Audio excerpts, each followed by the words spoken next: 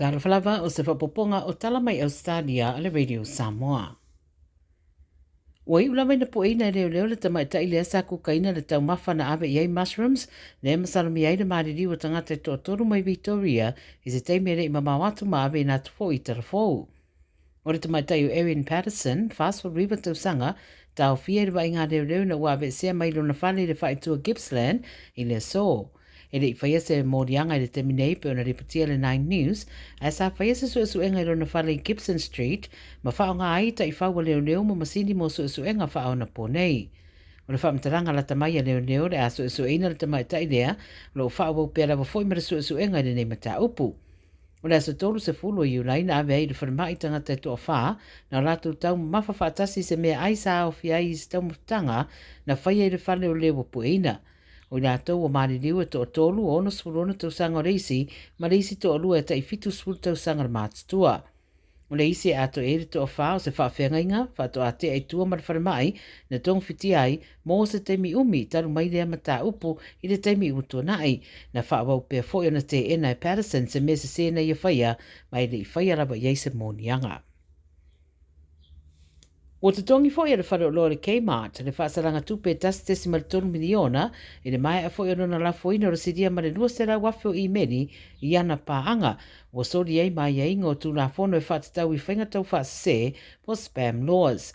O māua fwoi suesuenga le ACMA, le Australian Communications and Media Authority, i meri wala fwoi nei pāanga ma ia iu lai lua whenua, ma me lua whenua tolu la fwoi nei tangata wale o toile stara i le au unanga. Wa mau fo isu enga wa mafo na solia ye ingol tu na fono ona oni mafo anga e pei o whainga wha teknolosi ma wha le tonu i le system. O wha lo fo e le pūlenga le Kmart wa ngāre lue malo sinei ia wha mautua le tu le mai ia wha le tonu i le numanai. E fitu tau sanga o le tametiti o a fia nei ni manu anga tu ngai luna ulu na wafita wa ina sa tu i e risi tametiti a onga a o ta alo le lo toa le a onga le i melepone. O Jaden Pam, le ingoa le tamatiti, o lo koma i le teminei taru mai le whaalamarawe le as te furu fitu al masina na tenei i le St. John's Vaney Primary i Mulgrave. E manatu mātua le tamatiti pe ona riputia le interneti le so e te taulawa ni iain tangata whai ngā ruenga o le aonga e vaaiata mai ti runga o lau whanua o le aonga.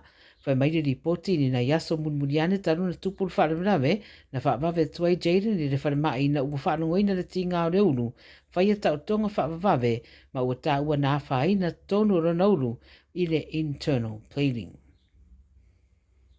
O lo tapunia pēra wafo i le so se tasi o aonga le tu i mātu o siniri i le mai o se whaalawe ua tau mi ai se tamatiti se furu tausanga i lalo se lifi le aonga.